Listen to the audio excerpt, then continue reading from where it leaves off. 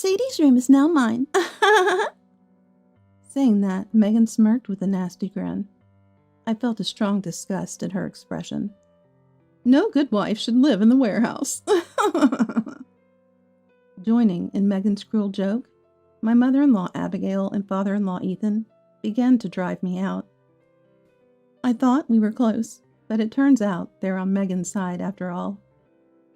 Seeing Abigail and Ethan's nasty smiles, just like Megan's, any familial affection I had for them vanishes. Instead, a strong rage surges within me. All right then, I'll do as you wish. My words delight Megan, Abigail, and Ethan. Turning my back on them, I grab only the essentials and leave the house. They need to be taught a harsh lesson to understand the gravity of their actions. The only person I'm concerned about is Noah, who cared for me until the end. Sometime later, my mobile phone keeps ringing, calls from Abigail and Ethan. But it's not me who answers the phone, it's my husband Kevin. What's going on? The first thing heard is Megan's howling voice. Our house is gone, turned into an empty lot. I am Sadie, a 46-year-old working mother. I grew up in a residential childcare facility. My parents died in a car accident when I was very young, and by then I had no grandparents, siblings, or relatives to take me in. So I ended up in the residential childcare facility. Because of this, I faced bullying at school. I didn't really have close friends. Sadie, let's play together. Yeah, sure. However, I did have friends at the residential childcare facility. The older ones taught me various things, and the younger ones adored me. Just having these friends from the residential childcare facility made me feel truly happy. Then, without being adopted by anyone, I graduated from high school and started working immediately. Due to my experience during school, I struggled with social interactions and focused solely on my job. But then, someone outside of my residential childcare facility friends recognized me for the first time. You're doing great every day, Sadie. Your meticulous work makes our job easier. Thank you. That's my husband, Kevin. Kevin approached my work and often praised me. Gradually, we started sharing personal stories, and when I shared my dreams, I want to support you. In fact, I want to be a part of it, he said. With Kevin's encouragement, I worked hard towards my dreams, and within a few years as an adult, I managed to achieve them. Would you, want to go out with me? That's when Kevin confessed his feelings. By that time, I had grown fond of gentle Kevin, and since he was supportive of my dreams, I accepted. Thanks. Now there's something I need to tell you about, Sadie. That's when Kevin told me about his divorce, and that he had a child. So while dating Kevin, I got to meet his daughter, Megan. Megan was adorable, with a constant smile on her face. Sadie, will you be my mom? After meeting a few times, Megan asked me this, and I decided to become Megan's mom. What worried me were Abigail and Ethan. Being from a residential childcare facility, I feared they might see me as poorly raised, deprived of parental love, a pitiful child. I worried they might not approve of my marriage to Kevin. Aren't you lovely? Oh, what a wonderful person. Please take good care of Kevin and Megan. Contrary to my fears, Abigail and Ethan accepted me. I felt I could build a wonderful family with them. Until I got married, I truly believed that. Soon after the wedding, I got pregnant with our son John. I thought we would always live happily. We could overcome any difficulty. I truly believed that until I saw their true colors. Hey Sadie, give me my allowance. Megan, you got your allowance last week, didn't you? That's not nearly enough. Megan, once thought young and adorable, had grown into a twisted personality. She hardly went to school, always out somewhere, and she constantly demanded money. What do you need it for? Explain that first, then I'll decide whether to give it to you. Also, the school called. Make sure you go. Shut up. You're not my real mom, so stop nagging. At those words, I fell silent. Indeed, I'm not Megan's biological mother, but I tried to be there for her as a mother. Megan, what's that supposed to mean? Sadie has been serious about being your mom, even if she's not blood related. Kevin scolds Megan in my stead as I fall silent. Whatever, I'm done. Megan? I'm going to Dad and Mom's, okay? I'll call Dad, so just leave me alone. Megan storms out, sulking after being scolded by Kevin. I know where she's headed. It's within walking distance, to my in-laws' house. She'll probably head there. Please don't spoil her. Send her back. Before Megan arrives, Kevin calls Abigail and Ethan. However, they dote on Megan and have never heeded Kevin's advice, even once. Megan was abandoned by her real mom, a poor girl. We want to be her allies, at least, they say, justifying their indulgence of Megan. But it wasn't like this when I first married into the family. They kept a reasonable distance and occasionally played with Megan. They were just normal grandparents. But their overindulgence began when John was born.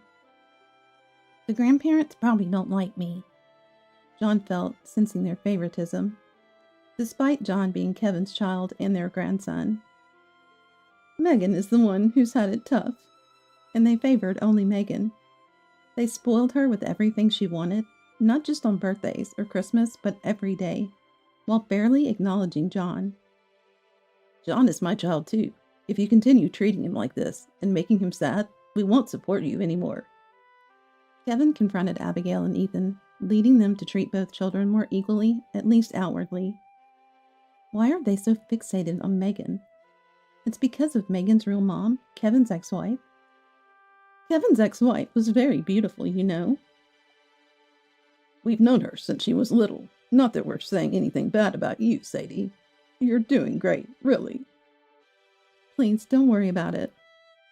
Kevin's ex-wife was a childhood friend of Abigail and Ethan and their favorite, so I've heard about her many times, and Kevin's bitter memories of her. Kevin wasn't interested in romance back then and saw her only as a good friend.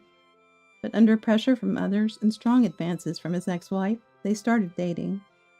Then she got pregnant while in college. That's when the parents told me to take responsibility and marry her.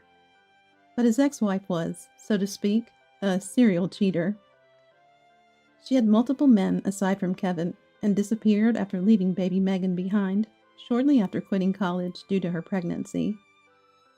Kevin and Megan's search found her living with a wealthy man she was seeing. They divorced, settling alimony and child support in a lump sum during the divorce proceedings. I do feel sorry for her too, but just pampering her won't really help Megan. I understand how you feel, Sadie, and actually, you're right. That's why I had sympathy for Megan and was determined to become her real mom. But after remarrying, she turned against me, saying, "You're not my real mom." Especially when I was pregnant with John, she found it disgusting and even tried to push me down the stairs. Luckily, Kevin was there to save me. Megan is growing up to be more like her real mom. Watching Megan, I sigh with a tired and troubled expression. Kevin, it isn't your fault. You're a good dad to both Megan and John. I soothe Kevin, wondering what to do. This situation isn't good for Megan, but moving because of our jobs is difficult, and separating Megan from Abigail and Ethan seems unlikely. What's wrong, you two? John, concerned, approaches us as we're lost in thought. We hastily reassure him that it's nothing and shift our attention to him. That day, Megan stayed at the in-laws' house and didn't return. Time passed and somehow Megan managed to graduate from high school. "I'm leaving home today," Megan suddenly announces, leaving me and of course Kevin shocked. "What's happened all of a sudden?" "I'm pregnant, so I'm leaving." At her words, Kevin's face turns into one of anger. He must be thinking of his ex-wife, who vanished during her student days after becoming pregnant. Megan, didn't I tell you not to end up like your mother? And yet... Shut up. What I do is my business. Fine. If you want to be that way, leave. I disown you, Megan. Don't ever call yourself my daughter again. Kevin shouts. That's what I planned from the start, Megan retorts. She left so easily because, apparently, Abigail and Ethan had been funding her. I told you not to spoil Megan. And to give her money after she made a mistake? What are you thinking? Calm down, Kevin. Kevin storms over to Abigail and Ethan's place, and I manage to calm him down. John then looks at Abigail and Ethan. Megan turned out that way because Grandpa spoiled her. If you cared about her, you should have stopped. John and Megan were never close. He admired her when they were younger, but soon realized her true nature and distanced himself. After being repeatedly called dark and academically poor by Megan, John was determined to prove her wrong by studying hard. Perhaps because of this, John, still a grade schooler, seems to think like an adult. I'm glad Grandpa and Grandma didn't like me. It made me grow up properly. Abigail and Ethan were shocked by John's words. They never imagined John knew they disliked him, much less that he'd be saying disliked was a good thing. We're sorry. We were wrong. Then Abigail and Ethan apologized, regretting their overindulgence, thinking it was out of pity. It's too late for understanding. Calm down. I soothe Kevin while stroking John's head. But I'm not a kid. Stop it. He protests. Looking at him, I realize John might be similar to Kevin. His stern approach to Abigail and Ethan is strikingly similar. The irritation towards Megan seems to vanish, witnessing John's growth. After that, Abigail and Ethan deeply apologized to us and began sending gifts occasionally, maintaining a proper distance. This might lead to mending our relationship eventually. Sadie, you're so kind. Kevin smiles, looking slightly troubled by my words. To me, they are among the few who accepted my background from the residential child care facility, apart from Kevin. That's why I wanted to believe in them. Seeing my explanation, Kevin looks thoughtful. Something on your mind? No, nothing. He gently shakes his head with a smile. We continued our peaceful life, keeping a suitable distance with Abigail and Ethan. John, as he grew, started taking an interest in our work. I want to do the same work as you, Dad. Eventually, he expresses such a desire. We support John's dream. Being studious from a young age, John sometimes seeks our guidance.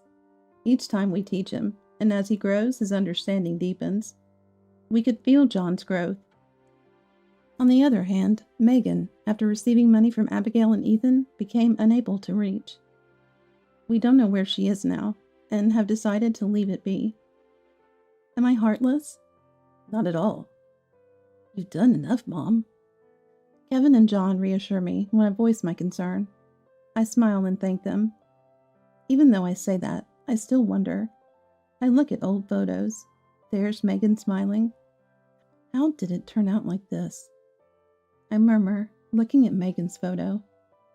I thought I had been supportive enough. I shouldn't dwell on it forever. Megan will surely live strong wherever she is. Now I focus on John's future. It took years, but I managed to move on. Years passed, and John, once a grade schooler, is now in college. I've been thinking about my future and decided to move out, maybe near the university. With that, John starts living independently with his college admission. We visit occasionally, and despite struggling with unfamiliar household chores, he seems to be managing well. Sadie, can we talk about something? What is it? Right after John moved out, Kevin approached me with a concern about his parents' house. The house is getting old and needs repairs soon. However, the renovation costs are significant, and Abigail and Ethan can't afford it alone. Why don't we live together then? Really? Are you sure? I don't mind. Of course, if you're okay with it. By that time, our relationship with Abigail and Ethan had improved. So we discussed and decided to buy a house where we could live together.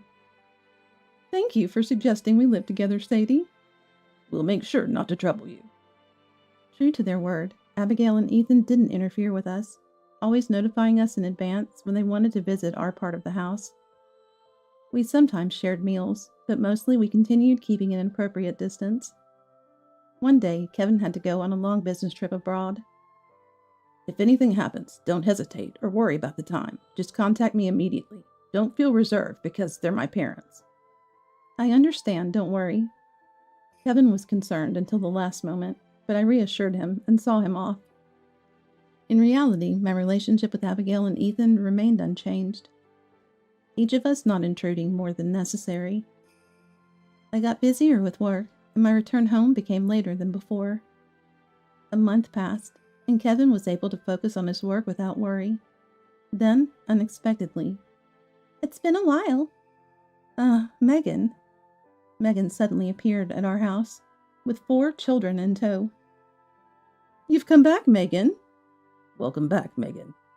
Unlike me, startled by this sudden visit, Abigail and Ethan welcomed her with smiles. I later found out that Abigail and Ethan had been in touch with Megan even after she left. "From today, the kids and I will live here." Her sudden declaration left me unable to comprehend. Megan, divorced and wayward in her student days, had nowhere else to turn except Abigail and Ethan. Besides, the youngest child was still an infant, so for the time being, Abigail and Ethan decided to take them in. "What? She left on her own, and now returns without your permission." I immediately contacted Kevin about Megan. Kevin was furious and said he would return immediately. However, being abroad and entangled with work, returning right away was difficult. "Don't worry, for now, they're with Abigail and Ethan, and if anything happens, John can help." Despite reassuring Kevin, Megan's return disrupted our harmonious relationship. Megan continued her usual behavior, leaving her children with Abigail and Ethan and going out daily. "Sadie, can I ask you for a favor?" Abigail and Ethan, now elderly, couldn't handle the young children on their own, so I switched to remote work and started taking care of the children during work breaks. Eventually, it became a norm for Abigail and Ethan to leave the children with me, coinciding with Megan's departures. "I'm sorry for always being a bother." "It's not your fault, dear. I'm about to start work. Can you manage alone for a while?" "Yeah, it's fine.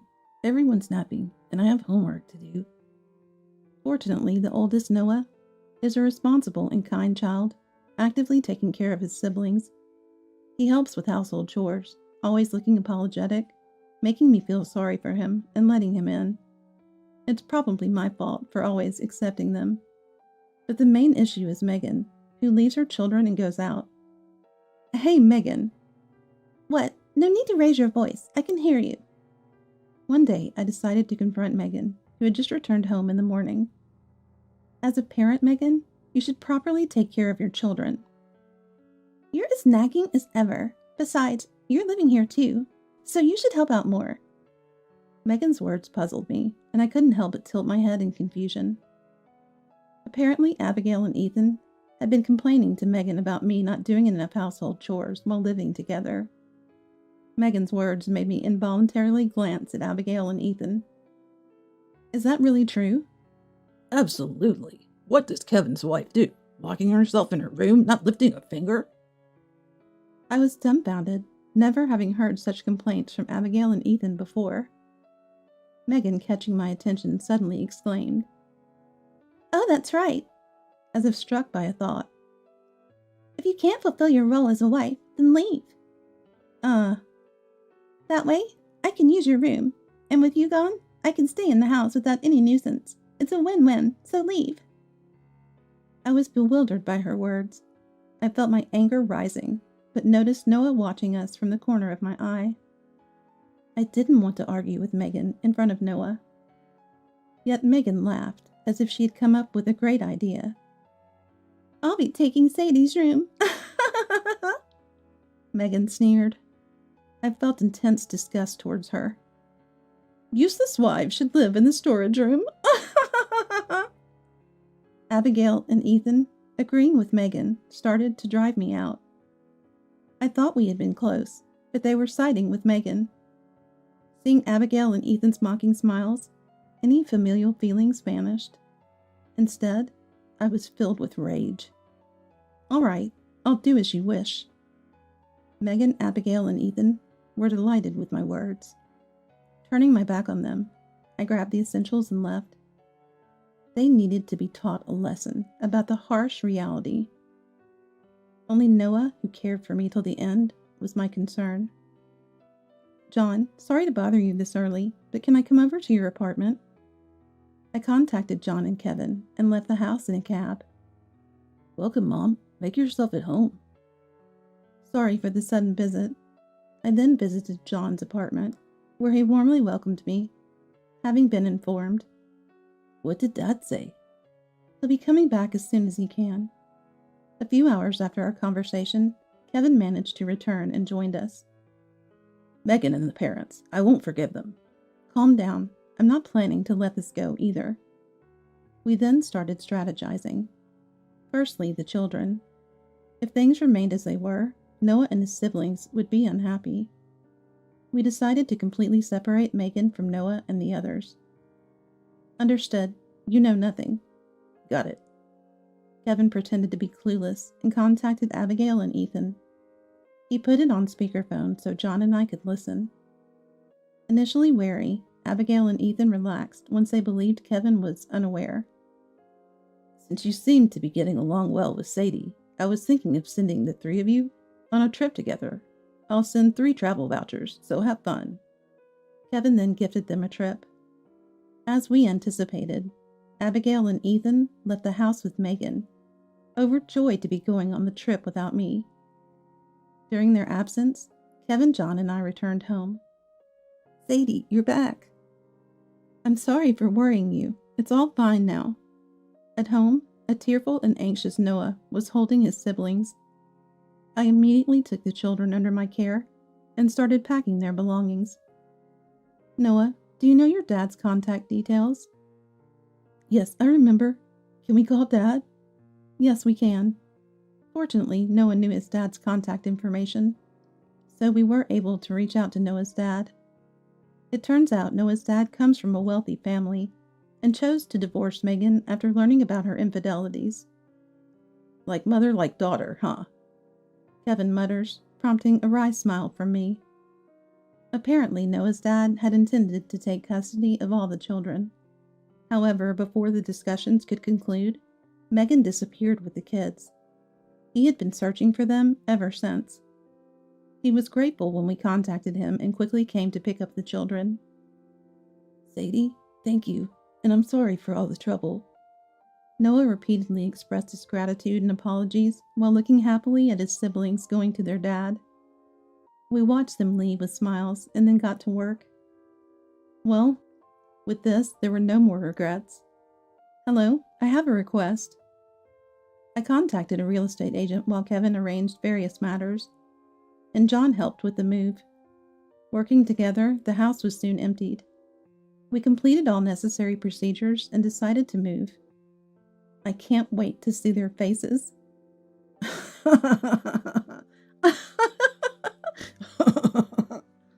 Laughing at my comment, Kevin and John joined in, curious about the reaction. Sometime later, my mobile phone received numerous calls from Abigail and Ethan. Kevin, not me, answered the phone. What's going on? Megan's phone was the first thing we heard, full of uproar. Kevin wore an exasperated expression. The house is gone, turned into an empty lot. And that's what she seemed to be saying. It seemed like the call was on speakerphone, as we could hear Abigail and Ethan demanding explanations. Explain this. Where are the children? What do you mean by that? What are you talking about? The house was bought by Sadie, paying a monthly mortgage of $2,000. It's Sadie's right to do as she pleases. Wait, Dad? Sadie's paying a $2,000 mortgage? Megan sounded bewildered, clearly not expecting Kevin's answer. Her tone, previously confident, was now filled with confusion. For now, Megan, your mom and dad's belongings have been sent to the apartment. Go there, Kevin explained coldly. We'll discuss this later at a place of our choosing. Stay quiet until then. With that, Kevin ended the call. The real game was about to begin. A few days later, we summoned them to a restaurant. A disgruntled Megan arrived, accompanied by Abigail and Ethan, who were trying to appease her. Upon seeing me, Megan glared sharply. What have you done to our house? Sitting there, listening to Megan, we couldn't help but feel astounded. Does Megan truly lack any sense of parental responsibility? Shouldn't your first concern be about your children? My words silenced Megan momentarily. Her expression betrayed her realization, seemingly forgotten until now. Where are the children? They've been taken in by their dad. What? Why are you doing things your way? According to Megan, the children were hers, a means for child support. It's Megan who's being unreasonable, Kevin retorted angrily. The attention shifted to Kevin's voice, and Megan fell silent. Even if they're not related by blood, I tried my best not to turn out like my ex-wife. I never intended to show any less love for John than for Megan. But in the end, Megan turned out just like her mother. Not related by blood? Megan mumbles in disbelief at Kevin's words. A revelation even Abigail and Ethan seemed unaware of, judging by their shocked faces. Indeed, Megan wasn't related by blood to Kevin. Megan is the child of my ex-wife and her affair partner. That's a lie. I married, knowing that, taking responsibility upon being told to. I raised Megan, pitied her, pitied after being abandoned by her parents, hoping she'd live a life different from her mother's, but it was all in vain, Kevin said. Kevin's words were clear, and it should be noted that he genuinely loved Megan, and had always engaged with her as a father. Why didn't you tell us? Why didn't you inform us? To Abigail and Ethan's questions, Kevin directed a cold gaze. Did you ever seriously listen to what I had to say? You always ignored my opinions after pretending to listen. Kevin recounted that even if he had claimed Megan wasn't his child, they would have disregarded his words and insisted on his responsibility. I remembered Abigail and Ethan's actions. Despite being told not to spoil Megan, they would agree in the moment, but never change their behavior. Even with John, they tried to show equal affection only after Kevin's intervention, but their neglect was evident. When Megan arrived, they left the children to me, ignoring my work schedule and leaving Noah and the siblings at our doorstep, without trying to understand. Abigail and Ethan claimed to accept Sadie's background from the residential child care facility, but it seems it was never true. You never thought deeply about it. Sadie was never truly important to you. It was evident Abigail and Ethan had always prioritized their desire for a daughter, favoring Megan and her mother over me. Abigail and Ethan, avoiding eye contact, seemed to confirm this. Megan is your responsibility now, so don't ever involve us again. I won't be helping you either. I feel the same. I can't forgive you for betraying me. As we each expressed our resolution to part ways, Abigail and Ethan hung their heads. All lies. Sadie couldn't possibly afford a mortgage. It's all fabricated, right? Megan, regaining her composure, glared at me, prompting me to reveal the truth. Oh, didn't I mention? I happen to be a company president. Indeed, I was a company president. My dream had always been to own my own company. To achieve this, I worked for several years, saving and studying, and then started my own business. Sadie is the first person I've truly loved, so I want to be with her. Kevin, affirming his words, truly joined my company. Together, we grew the business, eventually expanding overseas. Kevin's business trip was an executive to our overseas branch. And John, he's studying business in college to one day take over my company. Sadie, a president? That can't be true. Megan, unaware of my position, was still in disbelief. Megan never took an interest in Mom's work. John coldly stated this. And his voice, it reminded me oddly of Kevin. Really? You never noticed? Even when the kids were younger, I worked from home as much as possible. Even with Kevin's help, it was a busy life balancing work, house chores, and childcare.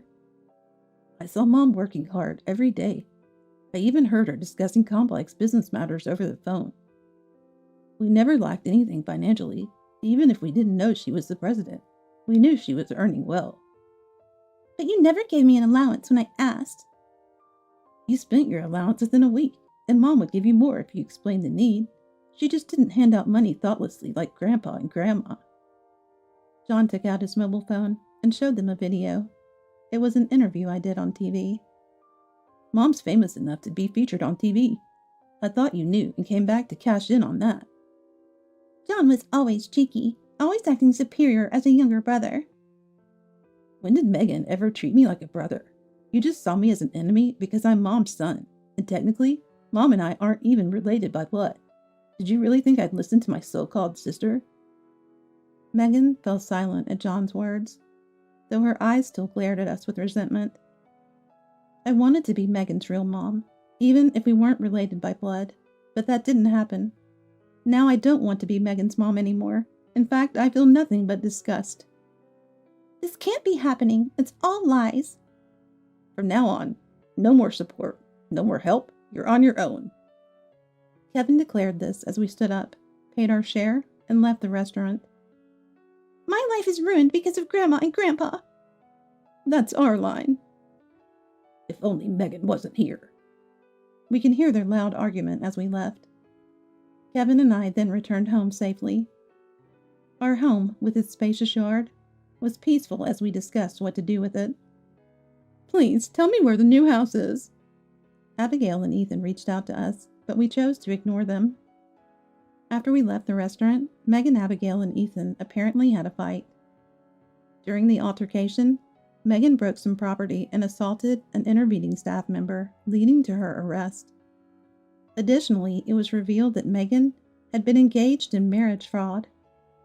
It seems she was gallivanting at night, flirting with numerous boyfriends, hinting at marriage. And that led to the filing of complaints. Yes, and that compounded her charges, allowing Noah's dad to secure custody. I shared.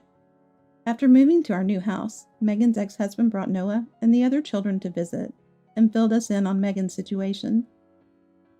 Seeing Noah happily living with his dad brought us relief. Despite repeated calls from Abigail and Ethan pleading for help, we remained silent. Dependent on our support, their lifestyle plummeted when we withdrew it. Having overspent on Megan, they had no savings and were now facing debt from the damages Megan caused at the restaurant. Relying solely on their old age pension, they were forced into part-time work in their old age. Actually, they even showed up at my college. Are you all right? Yeah, I noticed them immediately and called the police before any contact could be made. John's calm demeanor was a relief. The part-time job they had also ended due to the police incident, pushing them further into poverty. In stark contrast to Abigail and Ethan, our lives were thriving. My company's successful international expansion led to rapid growth. Despite the busyness, Kevin and I enjoyed fulfilling days. Oh, by the way, I've got a girlfriend. I'll bring her over to meet you, okay? John introduced us to Mia, a kind and sincere person, the opposite of Megan. It was too soon to judge, but seeing them happily together, I felt Mia could be trusted with John.